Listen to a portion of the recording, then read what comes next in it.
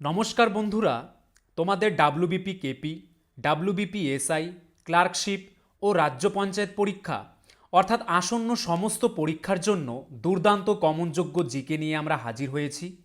খুব মনোযোগ সহকারে দেখবে যদি অল্প পড়ে বেশি নাম্বার পেতে চাও। তো চলো আজকের ক্লাস শুরু করছি। আমাদের প্রথম প্রশ্ন কি রয়েছে? বায়ুমণ্ডলের কোন স্তরে উল্কাপুরে ছাই হয়ে যায়?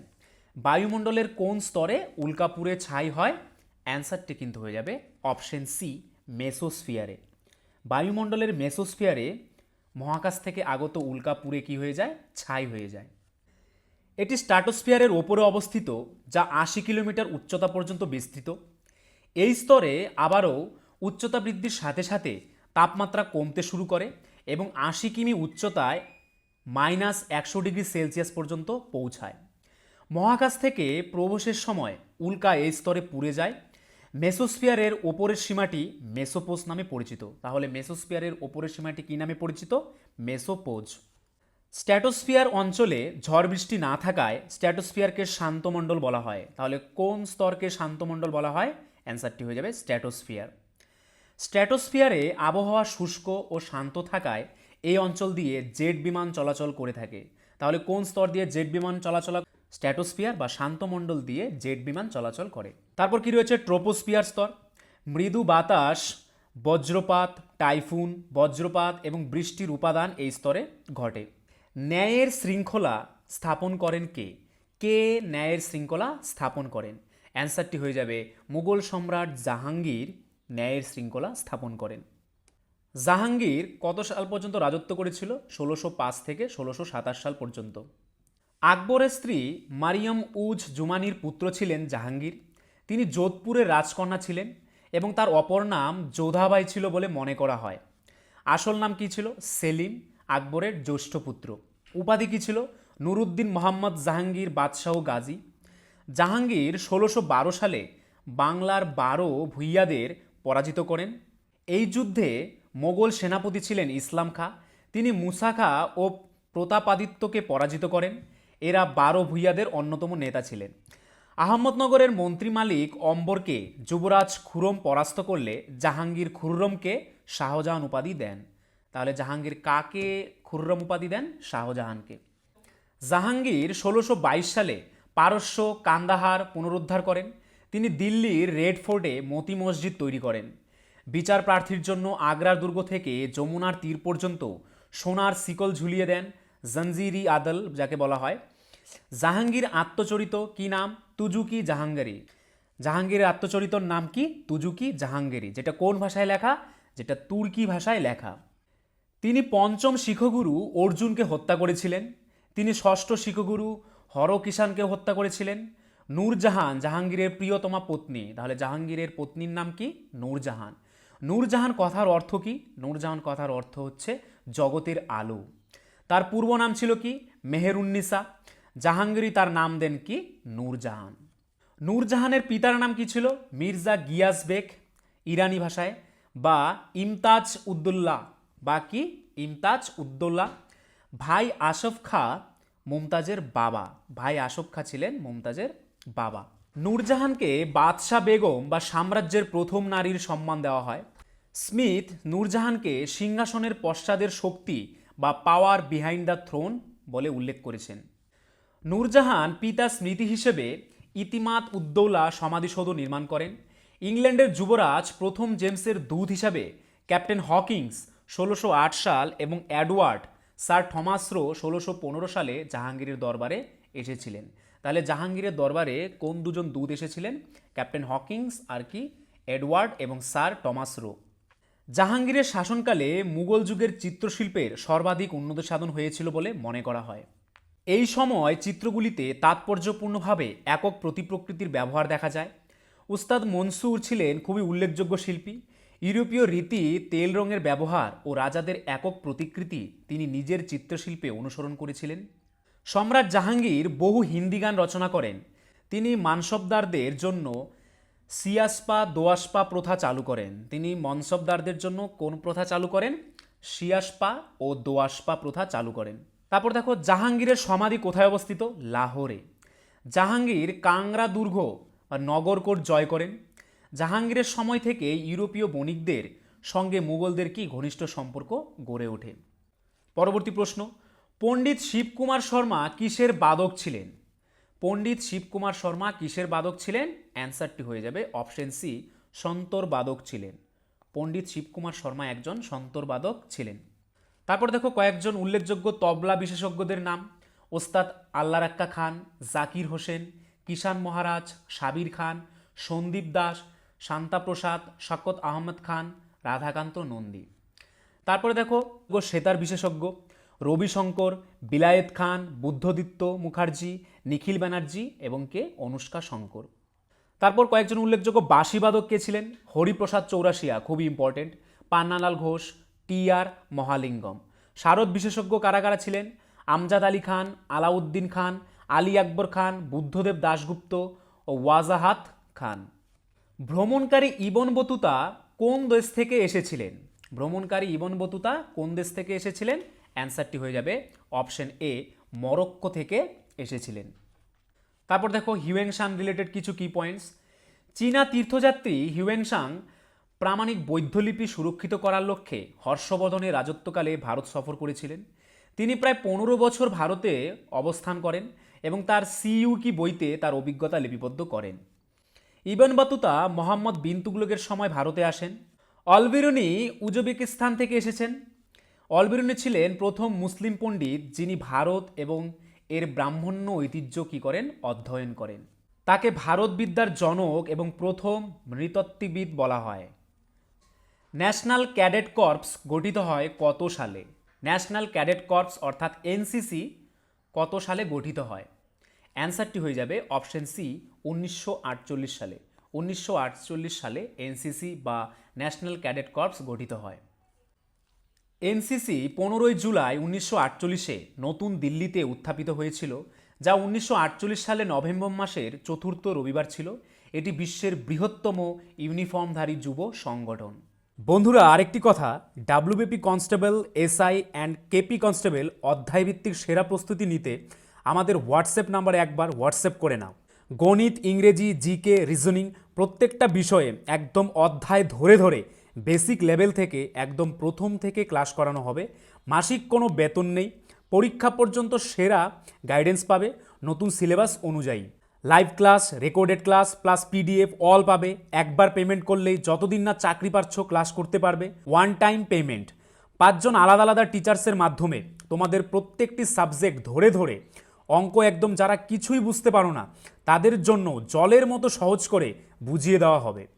আমাদের কলকাতা পুলিশের এসআইতে আমরা 95% হুবহু প্রশ্ন কমন দিয়েছি প্রমাণসহ। সেই কমনের প্রমাণ পেতে তোমরা জয়েন করে নাও আমাদের টেলিগ্রাম চ্যানেলে বেঙ্গলি নলেজ একাডেমিতে, লিঙ্ক ইন ডেসক্রিপশন। এটি আমাদের 7 নম্বর ব্যাচ। প্রথম 100 জন 30% ডিসকাউন্ট পাবে। প্রথম 100 জন 30% ডিসকাউন্ট পাবে। তাই ভাই, তোমার যদি একটি সিট এনি হাউ চাই, যেহেতু পশ্চিমবঙ্গ পুলিশ এবং কলকাতা পুলিশ দুটো ভ্যাকেন্সি বেরিয়েছে, তাই একটিতে না একটিতে কিন্তু তোমার হবেই এবার। যদি আমাদের কাছে প্রস্তুতি নাও, 95% হুবহু কমন দেওয়ার দায়িত্ব আমাদের। তোমরা শুধু পড়াশোনা করবে। তো প্রস্তুতি নিতে হলে কিন্তু স্ক্রিনে দেওয়া নাম্বারে একবার অবশ্যই হোয়াটসঅ্যাপ করে নাও। একদম বেসিক থেকে ধরে ধরে প্রথম থেকে সমস্ত ক্লাস করানো হবে। বিসিজি টিকা নিম্নলিখিত কোন রোগের প্রতিষেধক হিসেবে ব্যবহৃত হয়? বিসিজি টিকা কোন রোগের প্রতিষেধক হিসেবে ব্যবহৃত হয়? অ্যান্সারটি হয়ে যাবে অপশন এ, যক্ষ্মা রোগের প্রতিষেধক হিসেবে ব্যবহৃত হয় বিসিজি টিকা। বিসিজি অর্থাৎ ব্যাসিলাস কালমেট-গুয়েরিন টিকা হলো একটি টিকা যা প্রধানত যক্ষ্মার বা টিবির বিরুদ্ধে ব্যবহার করা হয়। যেসব দেশে যক্ষ্মার প্রাদুর্ভাব আছে সেখানে সুস্থ শিশুদেরকে জন্মের সময়ই যতটা সম্ভব কাছাকাছি সময়ে একটি ডোজ দেওয়ার সুপারিশ করা হয়। স্যার সৈয়দ আহমেদ খান নাইট উপাধি পান কত সালে? কত সালে স্যার সৈয়দ আহমেদ খান নাইট উপাধি পান? অ্যান্সারটি হয়ে যাবে অপশন ডি, 1888 অর্থাৎ 1888 সালে স্যার সৈয়দ আহমেদ খান নাইট উপাধি পান। সৈয়দ আহমেদ খান তার আনুগত্যের জন্য 1888 সালে নাইটহুড উপাধি পান। তিনি কুরআনের শিক্ষার সাথে পাশ্চাত্য বৈজ্ঞানিক শিক্ষার সমন্বয় করতে চেয়েছিলেন। তিনি আলিগড় আন্দোলন শুরু করেন। তিনি 1864 সালে আলিগড়ে বৈজ্ঞানিক সোসাইটি প্রতিষ্ঠা করেন। অপারেশন ফ্লাড কথাটি নিচের কোনটির সাথে যুক্ত? অপারেশন ফ্লাড কথাটি নিচের কোনটির সাথে যুক্ত? কি কি রয়েছে অপশনে?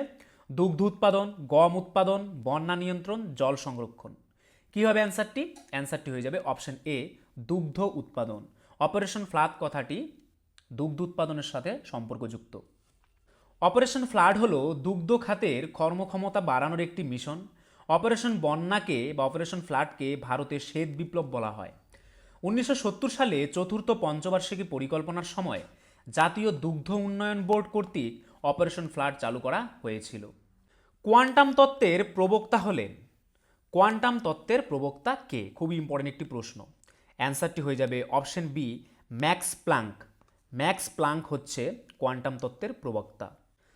কোয়ান্টাম তত্ত্ব 1900 সালে পদার্থবিদ ম্যাক্স প্ল্যাঙ্ক দ্বারা উত্থাপিত হয়েছিল, যখন তিনি একটি অনুমান করেছিলেন যে শক্তি কোয়ান্টা বা পৃথক একক দ্বারা তৈরি। তত্ত্বটি পারমাণবিক এবং উপপারমাণবিক স্তরের শক্তি এবং পদার্থের আচরণ এবং প্রকৃতি ব্যাখ্যা করে। এই প্রকৃতিকে কোয়ান্টাম মেকানিক্স বা কোয়ান্টাম পদার্থবিদ্যাও বলা হয়। কোন দুটি গ্রহের মধ্যবর্তী স্থানে গ্রহাণুপুঞ্জের কক্ষ অবস্থিত? খুবই ইম্পর্টেন্ট একটি প্রশ্ন। কোন দুটি গ্রহের মধ্যবর্তী স্থানে গ্রহাণুপুঞ্জের কক্ষ অবস্থিত? অ্যান্সারটি হয়ে যাবে অপশন সি, মঙ্গল এবং বৃহস্পতি।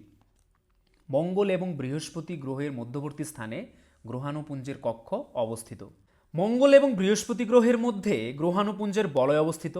এই বলয়ের মধ্যে গ্রহের তুলনায় অনেক ছোট পাথরখণ্ড এবং ধাতু রয়েছে। এই পাথরখণ্ডগুলিকে গ্রহাণুপুঞ্জ বা ছোট গ্রহ বলা হয়। সেলসিয়াস স্কেলে 300 কে এর মান কত? 300 কে অর্থাৎ 300 ক্যালভিন। সেলসিয়াস স্কেলে 300 ক্যালভিনের মান কত? অ্যান্সারটি হয়ে যাবে অপশন বি, 27 ডিগ্রি সেলসিয়াস। মানে ক্যালভিন স্কেলে 300 ক্যালভিন সেলসিয়াস স্কেলে হয়ে যাচ্ছে 27 ডিগ্রি সেলসিয়াস। বিশ্ব ব্যাংকের বর্তমান প্রেসিডেন্ট হলেন? বিশ্ব ব্যাংকের বর্তমান প্রেসিডেন্ট কে? অ্যান্সারটি হয়ে যাবে অপশন সি, মিস্টার অজয় বঙ্গ। মিস্টার অজয় বঙ্গ হচ্ছে বিশ্ব ব্যাংকের বর্তমান প্রেসিডেন্ট। অজয় বঙ্গ বিশ্ব ব্যাংক গ্রুপের 14তম সভাপতি নির্বাচিত হন এবং 2 জুন 2023-এ বিশ্ব ব্যাংক গ্রুপের সভাপতি হিসেবে তার 5 বছরের মেয়াদ শুরু করেন। অজয় বঙ্গ সম্প্রতি জেনারেল আটলান্টিকের ভাইস চেয়ারম্যান হিসেবে দায়িত্ব পালন করছেন। পরবর্তী প্রশ্ন, সংসদ কি কি নিয়ে গঠিত হয়? খুবই ইম্পর্টেন্ট একটি প্রশ্ন। সংসদ কি কি নিয়ে গঠিত? অ্যান্সারটি হয়ে যাবে অপশন সি, রাষ্ট্রপতি, লোকসভা এবং রাজ্যসভা, এই তিনটি নিয়ে কিন্তু সংসদ গঠিত হয়। পৃথিবীতে সর্বাধিক পরিমাণে প্রাপ্ত ধাতু কোনটি? অর্থাৎ পৃথিবীতে সর্বাধিক পরিমাণে পাওয়া যায় ধাতু কোনটি? অ্যান্সারটি কিন্তু হয়ে যাবে অপশন বি, অ্যালুমিনিয়াম। অ্যালুমিনিয়াম পৃথিবীতে সর্বাধিক পরিমাণে পাওয়া যায়। অ্যালুমিনিয়াম পৃথিবীতে সর্বাধিক পরিমাণে প্রাপ্ত ধাতু। অ্যালুমিনিয়াম একটি বিক্রিয়াশীল ধাতু হওয়ার কারণে মুক্ত অবস্থায় প্রকৃতিতে পাওয়া যায় না।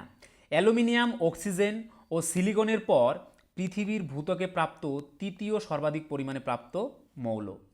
ভারতীয় বিচার ব্যবস্থার শীর্ষে কে রয়েছে? ভারতীয় বিচার ব্যবস্থার শীর্ষে কে রয়েছে? অ্যান্সারটি হয়ে যাবে অপশন সি, সুপ্রিম কোর্ট।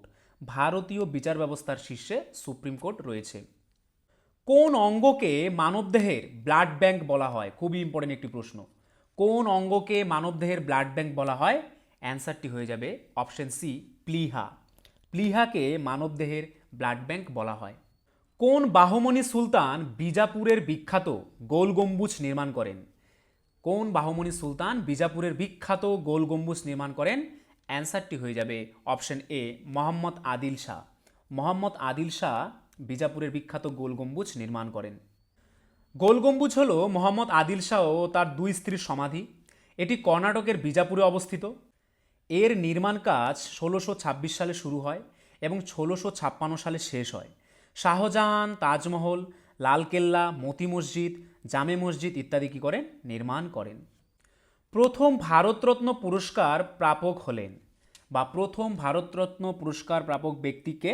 অ্যান্সারটি কিন্তু হয়ে যাবে অপশন সি, সিভি রমন।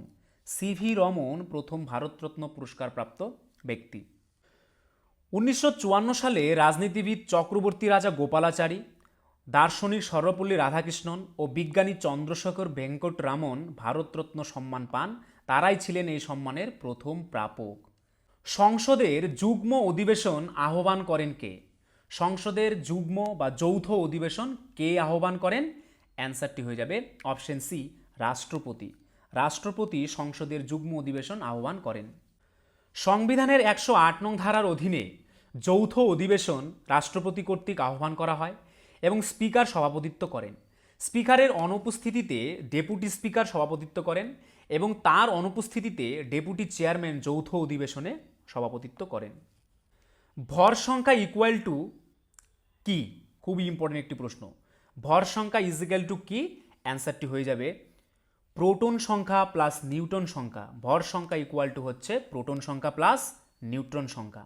কোন রাজ্যে দীর্ঘতম সড়কপথ রয়েছে?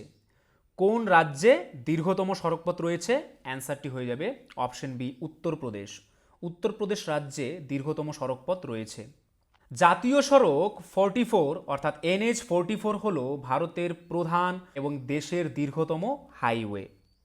তারই সঙ্গে মনে রাখবে ভারতের ক্ষুদ্রতম জাতীয় সড়ক হচ্ছে NH 548। এটি কিন্তু বর্তমানে ভারতের ক্ষুদ্রতম জাতীয় সড়ক। এর দৈর্ঘ্য কিন্তু প্রায় 6 কিমি। পরবর্তী প্রশ্ন, একজন স্বাভাবিক প্রাপ্তবয়স্ক মানুষের দেহে রক্তের মোট পরিমাণ কত? একজন স্বাভাবিক প্রাপ্তবয়স্ক মানুষের দেহে রক্তের মোট পরিমাণ কত? অ্যান্সারটি হয়ে যাবে অপশন ডি, 5 থেকে 6 লিটার। একজন স্বাভাবিক প্রাপ্তবয়স্ক মানুষের দেহে 5 থেকে 6 লিটার রক্ত থাকে। সৌরজগতের উজ্জ্বলতম গ্রহ কোনটি? সৌরজগতের সবথেকে উজ্জ্বলতম গ্রহ কোনটি? অ্যান্সারটি হয়ে যাবে অপশন বি, শুক্র। শুক্র হচ্ছে সৌরজগতের সবথেকে উজ্জ্বলতম গ্রহ। শুক্র হল সূর্য থেকে দ্বিতীয় স্বর্গীয় গ্রহের বস্তু এবং এটি শুধুমাত্র মিল্কি ওয়ে সিস্টেমের অন্যান্য সমস্ত গ্রহের মধ্যে সবচেয়ে উজ্জ্বল গ্রহ নয়, বরং সৌরজগতের সবচেয়ে উষ্ণতম গ্রহ। উজ্জ্বলতম প্লাস উষ্ণতম, এই দুটিই কিন্তু শুক্র। ফিউজের প্রাথমিক কাজ কি বা ফিউজ তারের প্রাথমিক কাজ কি? অ্যান্সারটি হয়ে যাবে উচ্চ তড়িৎ প্রবাহে কি করা? বাধা দান করা। উচ্চ তড়িৎ প্রবাহে বাধা দান করা হচ্ছে ফিউজের প্রাথমিক কাজ। ইলেকট্রনিক্স এবং বৈদ্যুতিক প্রকৌশলে একটি ফিউজ হলো একটি বৈদ্যুতিক সুরক্ষা ডিভাইস যা একটি বৈদ্যুতিক সার্কিটের ওভার কারেন্ট সুরক্ষা প্রদান করতে কাজ করে। জলে ভাসমান ক্ষুদ্র ক্ষুদ্র আণুবীক্ষণিক জীবদের কি বলে? খুবই ইম্পর্টেন্ট একটি প্রশ্ন। জলে ভাসমান ক্ষুদ্র ক্ষুদ্র আণুবীক্ষণিক জীবদের কি বলা হয়? অ্যান্সারটি হয়ে যাবে অপশন এ, প্ল্যাংটন বলা হয়। কি বলা হয়? প্ল্যাংটন। অলিম্পিক এশিয়ার পতাকার রিংয়ের রং কি? অলিম্পিক এশিয়ার পতাকার রিংয়ের রং কি? অ্যান্সারটি হয়ে যাবে অপশন বি, হলুদ। অলিম্পিক এশিয়া পতাকার রিংয়ের রং হচ্ছে কি? হলুদ। অলিম্পিকে ইউরোপের জন্য নীল, এশিয়ার জন্য হলুদ, আফ্রিকার জন্য কালো, অস্ট্রেলিয়ার জন্য সবুজ এবং আমেরিকার জন্য লাল রং রয়েছে। দিল্লির কোন সুলতান রক্ত ও লৌহ নীতি অনুসরণ করেছিলেন? খুবই ইম্পর্টেন্ট আরেকটি প্রশ্ন। দিল্লির কোন সুলতান রক্ত ও লৌহ নীতি অনুসরণ করেছিলেন? অ্যান্সারটি হয়ে যাবে অপশন সি, বলবন। বলবন রক্ত ও লৌহ নীতি অনুসরণ করেছিলেন। বলবন ছিলেন দাস রাজবংশের নবম শাসক। তিনি ইলতুৎমিশের নাতির উজির ছিলেন। তিনি ছিলেন ইলতুৎমিশের নাতির উজির। ইলতুৎমিশ তাকে কৃতদাস হিসেবে কিনেছিলেন। তিনি ভারতে পারস্যের নভরোজ উৎসবের প্রচলন করেন। বলবন দিল্লি সালতানাতের ত্রাণকর্তা নামে পরিচিত ছিলেন। তার মৃত্যুর পর তার নাতি কাইকুবাত দিল্লির সিংহাসনে তার স্থলাভিষিক্ত হন। স্বাধীন ভারতবর্ষের অলিম্পিক ফুটবল টিমের প্রথম ক্যাপ্টেন কে ছিলেন? স্বাধীন ভারতবর্ষের অলিম্পিক ফুটবল টিমের প্রথম ক্যাপ্টেন কে ছিলেন? অ্যান্সারটি হয়ে যাবে অপশন এ, শৈলেন মান্না। কি হবে অ্যান্সারটি? শৈলেন মান্না। মান্না 1948 সালে লন্ডনে অনুষ্ঠিত অলিম্পিক ফুটবল ইভেন্টে তাদের প্রথম উপস্থিতিতে ভারতীয় জাতীয় দলের অধিনায়ক ছিলেন। এই অবস্থান তাকে স্বাধীন ভারতের অলিম্পিক ফুটবল দলের প্রথম অধিনায়ক করে তোলে। তার নেতৃত্বে ভারতীয় ফুটবল দল 1948 সালের অলিম্পিকে তাদের প্রথম ম্যাচে ফ্রান্সের বিরুদ্ধে অসাধারণ পারফরমেন্স দেখিয়েছিল। ডিআরডিও অর্থাৎ defence research and development organisation এর সদর দপ্তর কোথায় অবস্থিত? ডিআরডিও এর সদর দপ্তর কোথায় অবস্থিত? অ্যান্সারটি হয়ে যাবে option C, New Delhi. New দিল্লিতে ডিআরডিওর সদর দপ্তর অবস্থিত। ডিআরডিও হল প্রতিরক্ষা মন্ত্রকের একটি সামরিক গবেষণা ও উন্নয়ন শাখা। ভারতের নয়াদিল্লিতে সদর দপ্তর। এটি 1958 সালে কি হয়েছিল? প্রতিষ্ঠিত হয়েছিল। প্যাসেজ টু ইন্ডিয়া বইটির লেখক হলেন, প্যাসেজ টু ইন্ডিয়া বইটির লেখক কে? অ্যান্সারটি হয়ে যাবে option D, E.M. Forster. E.M. Forster হচ্ছে প্যাসেজ টু ইন্ডিয়া বইটির লেখক। তারপর দেখো কিছু উল্লেখযোগ্য বই এবং তাদের রচয়িতা। আনটাচেবল কার লেখা? মুলকরাজ আনন্দের লেখা। দ্য ব্রোকেন উইং কার লেখা? Sarojini Naidu. The Arabian Nights কার লেখা? Richard Burton. The three musketeers কার লেখা? আলেকজান্ডার ডুমাস, খুবই ইম্পর্টেন্ট। দ্য থ্রি মাস্কিটার্স কার লেখা? Alexander Dumas. হাফ গার্লফ্রেন্ড কার লেখা? চেতন ভগত। রোমিও জুলিয়েট কার লেখা? William Shakespeare. উইলিয়াম শেক্সপিয়ারের লেখা বিখ্যাত কি? Romeo and Juliet. তো ফ্রেন্ডস, এই ছিল আজকের ভিডিও। তোমরা যদি আমাদের চ্যানেলে নতুন হয়ে থাকো এবং আমাদের চ্যানেলের ভিডিওগুলি যদি তোমাদের ভালো লেগে থাকে এবং ভবিষ্যতে এরকম আরও সুন্দর সুন্দর ভিডিও পেতে চাও, তাহলে আমাদের চ্যানেলটিকে অবশ্যই সাবস্ক্রাইব করে নোটিফিকেশন অল করে রাখবে। তার পাশাপাশি তোমরা যদি আমাদের পুলিশের ব্যাচে অ্যাডমিশন নিতে চাও, তাহলে আমাদের স্ক্রিনে দেওয়া নাম্বারে একবার এক্ষুনি হোয়াটসঅ্যাপ করে নাও। আর আজকের পিডিএফ যদি পেতে চাও, তাহলে আমাদের টেলিগ্রাম চ্যানেলে জয়েন করে নাও, বেঙ্গলি নলেজ একাডেমি এই চ্যানেলে, যেটি এই ভিডিও ডেসক্রিপশনে দেওয়া রয়েছে। বন্ধুরা, আরেকটি কথা, WBP constable, SI and KP constable অধ্যায়ভিত্তিক সেরা প্রস্তুতি নিতে আমাদের হোয়াটসঅ্যাপ নাম্বারে একবার হোয়াটসঅ্যাপ করে নাও। গণিত, ইংরেজি, জিকে, রিজনিং প্রত্যেকটা বিষয়ে একদম অধ্যায় ধরে ধরে বেসিক লেভেল থেকে একদম প্রথম থেকে ক্লাস করানো হবে। মাসিক কোনো বেতন নেই, পরীক্ষা পর্যন্ত সেরা গাইডেন্স পাবে নতুন সিলেবাস অনুযায়ী। Live class, recorded class plus PDF all পাবে। একবার পেমেন্ট করলেই যতদিন না চাকরি পাচ্ছ ক্লাস করতে পারবে। One time payment. 5 জন আলাদা আলাদা টিচার্সের মাধ্যমে তোমাদের প্রত্যেকটি সাবজেক্ট ধরে ধরে অঙ্ক একদম যারা কিছুই বুঝতে পারো না তাদের জন্য জলের মতো সহজ করে বুঝিয়ে দেওয়া হবে। আমাদের কলকাতা পুলিশের এসআইতে আমরা 95% হুবহু প্রশ্ন কমন দিয়েছি প্রমাণসহ। সেই কমনের প্রমাণ পেতে তোমরা জয়েন করে নাও আমাদের টেলিগ্রাম চ্যানেলে বেঙ্গলি নলেজ একাডেমিতে, লিঙ্ক ইন ডেসক্রিপশন। এটি আমাদের 7 নম্বর ব্যাচ। প্রথম 100 জন 30% ডিসকাউন্ট পাবে। প্রথম 100 জন 30% ডিসকাউন্ট পাবে। তাই ভাই, তোমার যদি একটি সিট এনি হাউ চাই, যেহেতু পশ্চিমবঙ্গ পুলিশ এবং কলকাতা পুলিশ দুটো ভ্যাকেন্সি বেরিয়েছে, তাই একটিতে না একটিতে কিন্তু তোমার হবেই এবার। যদি আমাদের কাছে প্রস্তুতি নাও, 95% হুবহু কমন দেওয়ার দায়িত্ব আমাদের। তোমরা শুধু পড়াশোনা করবে। তো প্রস্তুতি নিতে হলে কিন্তু স্ক্রিনে দেওয়া নাম্বারে একবার অবশ্যই হোয়াটসঅ্যাপ করে নাও। একদম বেসিক থেকে ধরে ধরে প্রথম থেকে সমস্ত ক্লাস করানো হবে।